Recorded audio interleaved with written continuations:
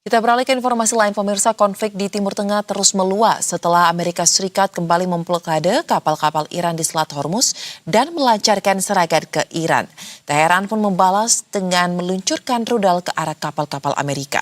Dan di tengah memanasnya konflik itu, konflik juga merembet ke Yaman dengan rangkaian serangan yang melibatkan Arab Saudi dan kelompok Houthi. Amerika Serikat kembali memberlakukan blokade kapal-kapal Iran di Selat Hormuz, jalur pelayaran strategis yang menjadi salah satu lintasan utama perdagangan minyak dunia. Langkah ini diambil di tengah meningkatnya konfrontasi dengan Iran. Washington juga melanjutkan serangan militer ke wilayah Iran untuk malam ketiga berturut-turut. Iran lantas merespons dengan meluncurkan sejumlah rudal yang menargetkan kapal-kapal yang mencoba melintasi Selat Hormuz. Selain itu, Iran juga melancarkan serangan rudal ke Bahrain, Yordania, Kuwait, dan Oman. Aksi saling serang ini menandai eskalasi terbaru dalam konflik yang terus memanas di kawasan Teluk. Konflik di Timur Tengah juga kini meluas ke Yaman. Bandara internasional Sana diguncang serangan udara yang dilancarkan pemerintah Yaman yang didukung Arab Saudi. Pemerintah Yaman dan koalisi pimpinan Arab Saudi menyatakan serangan ini bertujuan mencegah pesawat Iran mendarat di Bandara Sana.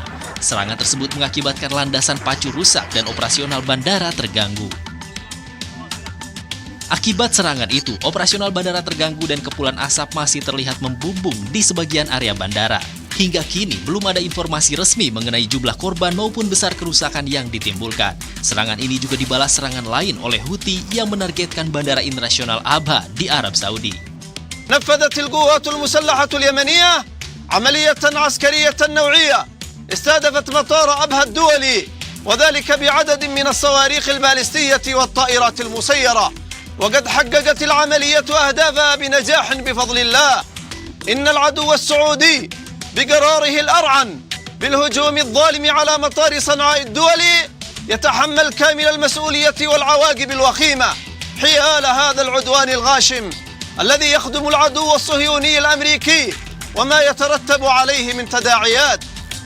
Eskalasi konflik di Timur Tengah pun terus berlanjut. Setelah Amerika Serikat dan Iran saling melancarkan serangan, Washington kembali memblokade kapal-kapal Iran di Selat Hormuz, sementara konflik turut meluas ke Yaman melalui serangan-serangan yang melibatkan kelompok Houthi dan pemerintah Yaman yang didukung Arab Saudi. Di tengah memanasnya situasi, Presiden Amerika Serikat Donald Trump menegaskan operasi militer akan terus dilanjutkan hingga tujuan yang ditetapkan tercapai. Hingga kini belum ada tanda-tanda ketegangan di kawasan akan mereda. Dan pemirsa, kita akan langsung membahas saja bagaimana perkembangan dari dinamika konflik di Timur Tengah saat ini.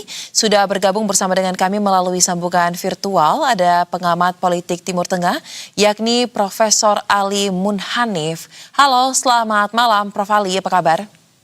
Selamat Mbak Soja, selamat malam, kabar baik, Alhamdulillah, dan mudah-mudahan senang bersama BTV malam ini. Baik, Prof, kalau kita lihat ya Prof ya, terkait dengan dinamika konflik yang ada di Timur Tengah, setelah pemakaman Ali Khamenei justru eskalasinya terus berkembang nih Prof, bahkan muncul lagi intrik-intrik yang baru ya. Nah, apakah konflik di Timur Tengah Prof saat ini sudah bisa kita sebut sebagai perang regional dengan eskalasi yang ada terkini? Bagaimana analisa Anda?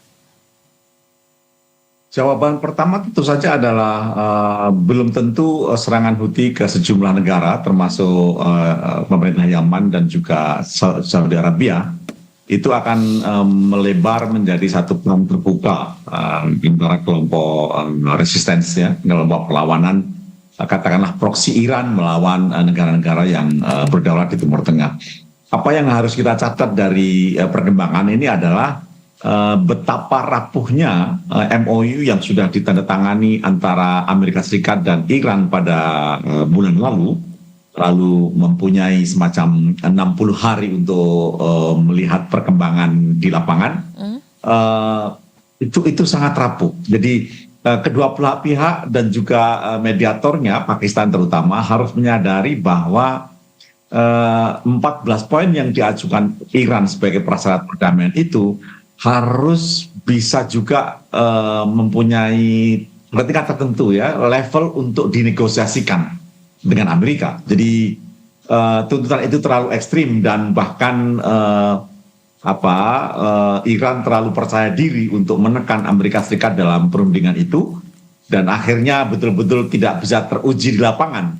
Sedikit saja kelalaian, katakanlah misalnya menyangkut Selat Hormuz, dikembalikannya dana yang dibekukan, dana Iran yang dibekukan oleh Amerika, lalu kemudian kelanjutan program nuklir Iran untuk perdamaian, itu betul-betul menjadi 3 poin yang sangat rentan untuk dilalui. Kenyataannya Selat Hormuz betul-betul terjadi dalam waktu 1 minggu inilah setidaknya serangan-serangan Iran terhadap kapal sipil yang berlayar di Selat Hormuz kena ujian dari MOU itu. Silahkan. Baik, nah terus kalau kita lihat serangan yang dilakukan oleh Iran ini kan tentu saja sebagai bagian dari serangan balasan atas apa yang dilakukan oleh Amerika Serikat ya Prof ya. Nah ini perhitungan seperti apa sebenarnya yang dilakukan oleh Iran untuk menyasar target-target yang sudah dan sedang mereka rencanakan ke depannya? Apakah memang ada pertimbangan yang cukup terukur Anda melihat dalam persoalan ini? Dalam hal sikap Iran terhadap kapal-kapal pelayar yang berlayar di Selat Hormuz itu memang bisa dirujuk sebagai satu pelanggaran yang dimulai dari Iran sebenarnya dibanding Amerika. Amerika bisa saja berdalih untuk melakukan serangan dengan alasan bahwa Iran melanggar gencatan senjata dan seterusnya.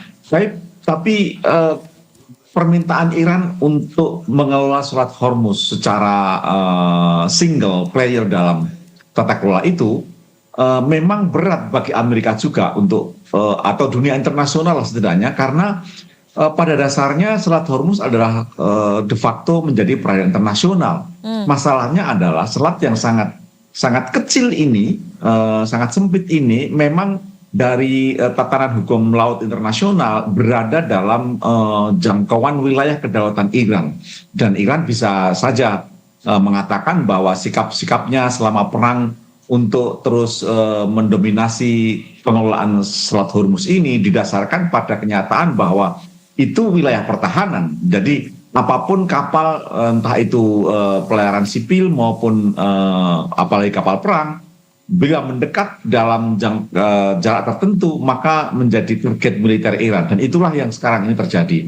Serangan Amerika sebenarnya dilakukan atas dasar sejumlah insiden kecil yang terjadi di Selat Hormuz, yakni serangan Iran terhadap kapal kargo milik salah satu pelayaran di Eropa Barat misalnya, lalu kemudian berdalih dengan mentaati persyaratan perdamaian MOU yang ditandatangani Amerika, dan itu menjadi pemicunya. Nah, yang menjadi masalah adalah mengapa Iran tidak mau melakukan semacam negosiasi untuk bisa lebih mundur gitu tentang Selat Hormuz ini.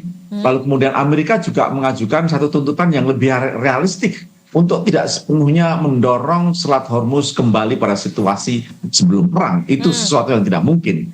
Apa yang terjadi sebenarnya adalah negara-negara di sekitar Selat Hormuz tadi itu mulai melakukan semacam menemukan format untuk pengelolaan bersama selat ini. Apabila misalnya berada dalam wilayah perairan Iran, maka dia harus mentaati apa yang diminta Iran, atau sebaliknya Oman dan juga Arab Saudi yang juga berbatasan dengan selat ini juga mempunyai hak yang sama untuk pengelolaan itu. Nah, yang selama ini terjadi adalah pasca perang Iran betul-betul menjadikan itu, memanfaatkan Selat Hormuz sebagai senjata untuk melakukan tekanan terhadap pertama Amerika dan sekutunya, dan yang kedua adalah pelayaran internasional. Ini yang lalu kemudian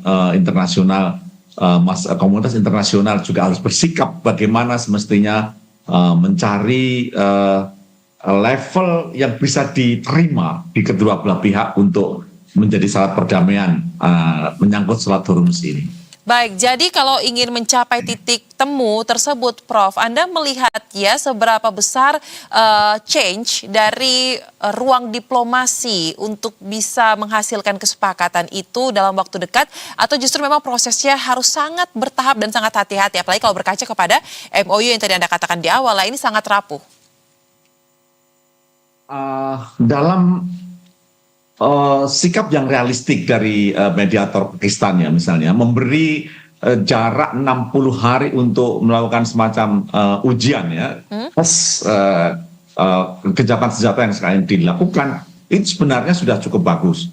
Yang harus dilakukan adalah melangkah maju untuk menerjemahkan poin-poin yang disepakati dalam MOU itu, namanya juga Memorandum of Understanding kan, kesepahaman untuk bisa melakukan atau maju bersama.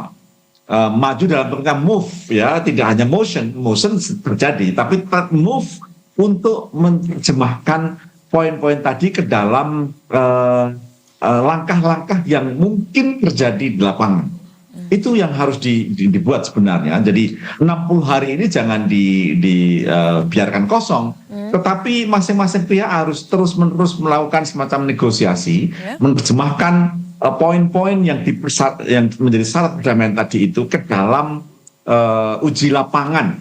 Bagaimana misalnya menyangkut Selat Hormuz. Mungkinkah negara-negara lain terlibat dalam pengelolaannya? Tidak hanya Iran, tapi misalnya yang berpotensi itu adalah misalnya Kuwait, lalu kemudian Oman, Bahrain, dan seterusnya. Seberapa jauh mereka bisa bersepakat untuk menjamin keamanan masing-masing negara. Tidak digunakan untuk misalnya spy, tidak digunakan untuk misalnya launching serangan terhadap Iran. Dan disitulah saya kira Iran juga akan realistik jika terjadi atau katakanlah ada jaminan dan kepastian dari pihak Amerika dan Israel untuk tidak melakukan serangan apapun di masa depan. Apa yang dikhawatirkan Iran kan memang dia terancam terus-menerus karena memang sikapnya yang tidak mau diatur oleh hegemonik atau superpower Amerika dan Israel. Nah, disitulah Iran juga harus mempunyai jaminan untuk tidak diganggu secara kedaulatan ya dalam hal melaksanakan Selat Hormuz ini sebagai bagian persyaratan perdamaian yang akan dibuat antara Iran, Israel maupun Amerika. Baik, kalau begitu kita akan kawal terus ya, melihat bagaimana eskalasi dari konflik yang ada di Timur Tengah ini. Besar harapan sebenarnya masing-masing pihak bisa lebih menahan diri ya, dan ruang-ruang untuk bertemu di titik tengah ini bisa kita lihat dalam waktu yang dekat, karena tentu saja dampaknya tidak hanya bagi mereka yang berkonflik, tapi seluruh dunia, seluruh negara juga merasakan dampak yang ada akibat dinamika ini. Terima kasih untuk analisa yang sangat tajam dan menarik, Profesor Ali, pengamat politik Timur Tengah. Salam sehat. Selamat kembali beraktivitas. Terima kasih, salam sehat juga Mbak Zoya dan pemirsa semua. Dan pemirsa, di segmen selanjutnya kami akan